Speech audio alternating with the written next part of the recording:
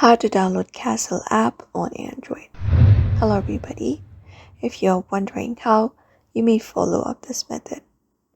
So in Android, you may go ahead and open up Play Store. And if you don't have it, you may go ahead and download it. And once it is downloaded, from this given interface in the bottom, you should be finding an option called search bar. Tap on it. And then once you tap on search, type in Castle in the search bar. And once you do that, hit search. After doing so, you should be finding the application right here on your screen. You may go ahead and tap on it. After that, you should be finding an install button on your screen. You may just go ahead and tap on it to download that application into your device. So that is how you download Castle in your Android device. So I hope this video was helpful and thank you for watching this video.